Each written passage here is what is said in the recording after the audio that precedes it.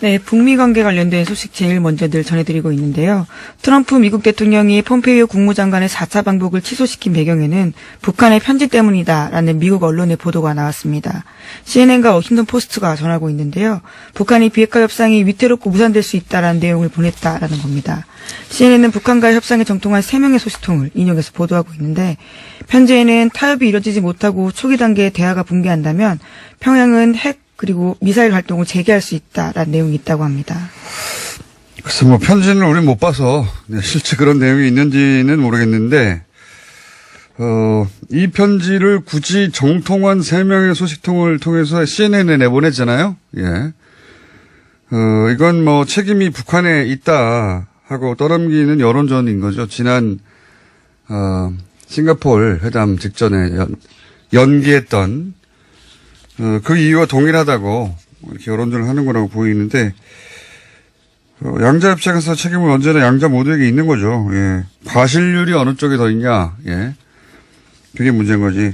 네, 워싱턴 포스트는 좀 더 특정했습니다. 그래서 김영철 북한 노동당 부위원장이 폼페이오 장관에게 보낸 편지라고 하면서요. 내용을 자세하게 소개하지 못하고 적대적이었다라는 부분만 있습니다. 그 CNN하고 워싱턴 포스트가 동시에 이런 보도를 할 거면 내보낸 거죠.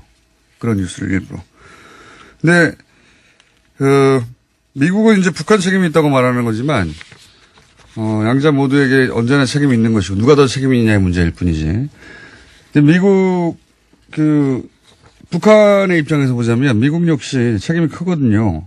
종전선언, 정치적이고 상징적인 선언도 안 해주는데 북한한테 계속 내놓으라고만 한다는 그 책임이 큽니다. 예, 그 책임이 큰데 이게 이제 좀 길어질 수도 있지 않느냐 이런 분석도 나옵니다. 왜냐하면은 중국과 대화한 다음에 중국과 문제를 해결한 다음에 하겠다고 했는데 지금 당장은 중국과 대화할 생각이 없다고 그랬거든요. 트럼프 대통령이. 미중 대화의 변수처럼 지금 북미 관계가 되고 있는 상황인데요. 트럼프 대통령은 멕시코 정상과의 통화 내용에서 이렇게 하겠다라고 합니다. 중국은 자신들과 이야기할 생각이 전혀 없다면서요. 지금은 대화할 적기가 아니다라는 식으로 비판을 했다고 합니다. 그러니까요. 그러니까 이제 트럼프 대통령 메뉴에 대통령 레벨에서 내가 중국 때문에 그래. 중국과의 문제를 내가 해결하는 중이야. 뭐 이런 모습을 보여주고 싶은 것이고. 그러면서 이제 군사훈련을 할 수도 있다. 네, 그런 얘기도 하고 있어요. 네, 오늘 새벽에 나온 소식인데요. 제임스 매티스 미국 국방장관이 브리핑을 했습니다. 현지 시간으로 28일에 현재로서는 한미연합 군사훈련을 더는 중단할 계획이 없다라고 밝히면서요. 싱가포르 정상회담에서 나온 선의의 조치로서 가장 큰 몇몇 군사훈련을 중단했는데 앞으로는 어떻게 될지 모르겠다는 취지의 이야기를 했습니다. 이건 블러핑이라고 봅니다. 만약에 정말 할 거면 그냥 하면 됩니다. 예. 그런데 현재로서는 더는 중단할 계획이 없다. 그냥 하겠다 하면 되는 걸요. 현재로서는 중단할 계획이 더는 없다. 예. 말도 굉장히 어렵게 했는데. 그러면서 아직은 결정된 게 없다. 예. 네, 그러면서 또 그것에 대해서는 아무런 결정을 하지 않았다라면서 국무부와 협의할 것이다라는 입장을 밝혔습니다. 그러면서 이런 얘기도 했어요. 국무부, 지금 말씀하신 대로 외교관들이 일을 할 것이고, 우리는 지원할 것이고, 그러니까, 종속변수라는 얘기죠, 이야기는. 철저하게. 자기들이 뭘 판단하는 게 아니라, 거꾸로 얘기하면 이 얘기 역시, 거기서 그렇게 말하라고 한 거라고 저는 보여지고, 예, 압박수단으로. 근데 이제, 어제 김동석 이사가, 저희 뉴스공장에 나와서, 얘기도 했는데, 중간 선거에서 어떻게 하는 게 유리한가. 또 하나는 현재 스캔들 때문에 이제 코너에 몰렸잖아요. 측근들도 지금 자기에게 반대되는 증언을. 중형이나 또 유죄를 받았습니다. 예. 그래서 그 두 가지 국면을 어떻게, 미국 국내 정치적 상황에서 중간 선거는 어떻게 하는 게 유리한가. 그러니까 북한하고 손잡고 유엔 총회에 가가지고 연설하고 종전선언하고 이런 게 더 유리한지 아니면 강경하게 밀어붙이는 이미지, 이게 더 유리한지, 지금은 판단이 안 서서 어중간한 상태에 있는 것으로 보아야 한다라는 분석에 저는 한 표고, 걱정되는 것은 이때 강경 쪽으로 한 발 더 나아가면, 그걸 또 되돌리려면 지금보다 더 많은 양보나 에너지를 써야 되거든요. 가장 고도의 위기 관리가 필요한 시점입니다. 저는 지금 트럼프 대통령한테 뭔가 확 주는 게 싸게 먹힌다, 나중에 보다. 그래서 저는 북한 김정은 위원장이, 문재인 대통령을 손잡고 과감하게 치고 나갔으면 좋겠다. 뭐, 제 말을 김정은 위원장이 고스란히 들을 이유는 없지만, 예? 그런 생각이 듭니다. 이제 국내 전문가들하고 얘기하다 보면 결국은 그런 기로에 서 있다면 한쪽 방향으로 나아가면 되돌리기가 쉽지 않기 때문에. 예. 네, 북한이 공식적으로는 입장을 밝히고 있지는 않은데요. 어제 대외 선전 매체를 통해서 이런 이야기를 했습니다. 미국의 군사적 행보를 비난하면서 싱가포르 북미 공동성명을 이행을 해달라라는 건데요. 계속 그런 입장입니다. 북한도 옵션이 없어요. 예. 그래서 저는 그런 기로에 서 있다면, 그러니까 이걸 이제 외교적인 관점에서 보지 말고, 미국의 국내 정치적 상황에서 트럼프 대통령이 어떻게 지금, 처해 있냐, 어떤 상황에. 그리고 그걸 어떻게 풀어줘서 내가 얻는 걸 얻을 수 있을까, 이런 관점에서 봐야 될 것 같은데, 뭐 그런 관점에서 보고 있겠지만, 어쨌든, 기로에 서 있다면 한쪽 방향에 들었으면 트는데 더 많은 에너지가 들거든요. 한번 들어서고 나면. 자, 그런 일들이, 북미 관계에서, 그리고, 당연히 한반도 연결해서 한반도 상황에서 벌어지고 있다. 전해드렸고요. 또 다른 뉴스는 뭐가 있습니까? 네, 어제 북일 관계 진전과 관련된 뉴스도 전해드렸었는데요. 관련된 조금 더 진전된 보도가 있습니다. 북한과 일본이 지난 7월 베트남에서 비밀회담을 했다라고요. 워싱턴 포스트가 보도했습니다. 미국에도 알리지 않고 북미가 만났다라는 건데 일본에서는 정보기관인 내각정보조사실의 수장이 나왔고요. 북한에서는 통일전선부 통일전선 책략실장이 나왔다라고 합니다. 그렇군요. 내각정보조사실이라는 게 우리나라 국정원이거든요. 예, 국정원이고 내각정보관이라는 게 국정원장이에요. 그러니까 우리가 했듯이 정보기관에서 이 일을 다루는 겁니다. 외교가 아니라. 그리고 이제 그걸 미국에는 알리지 않았다라는 보도 아닙니까? 저는 이게 이제 지금 일본인 납치 문제를 그것만 얘기하지는 않겠죠, 당연히. 근데 이제 아베 총리가 이 문제가 자기의 오늘을 있게 만들었기 때문에 납치 문제. 이 문제부터 풀려고 하는 것이고 그게 자기의 인기에 도움이 되니까. 근데 이걸 미국에 알리지 않았다고 하는 보도가 사실이라면 주도권을 북한이 가졌다는 얘기도 하겠습니다. 네. 그렇지 않다면 미국은 일본에 당연히 알렸겠죠. 그리고 이게 어제 전해드린 일본인을 갑자기 석방한 거. 아주 네. 이례적으로 빠르게 석방했습니다. 네. 몇 년씩 걸렸던 절차였는데요. 몇 년이 아니라 보름 만에. 예, 이번에는 네. 보름 만에 나왔습니다. 어제 일본으로 귀국했다라고 합니다. 북일 정상회담이 오래 있을지도 모르겠다. 예.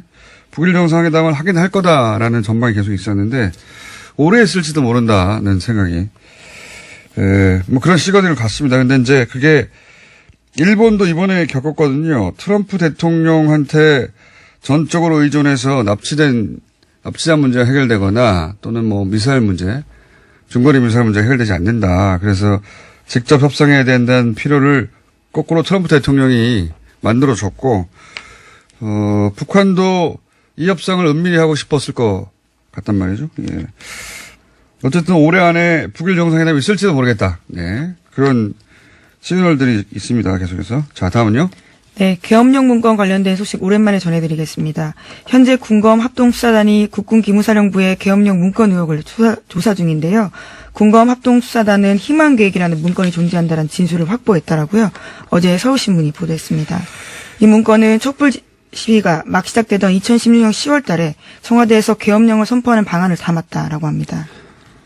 지금까지 그 계엄령 문건 중에 가장 빠른 게 기무사에서 나왔던 11월 3일이에요. 그렇죠. 2016년 11월 달이었습니다. 1차 촛불 집회 한 주말 다음 직후였던 것 같은데요. 다음 목요일이었던가요? 네, 그 정도. 10월 29일 첫째 집회가 있었고요. 예. 그러니까 그거보다 더 빠른 겁니다. 그러니까 기무사에서 계엄령을 언급한 문건인 11월 3일보다 더 빠른 10월이에요. 근데 이제 우리가 흔히 첫 번째 촛불 집회라고 하는 게 10월 말이었잖아요. 그죠? 네, 29일이었습니다.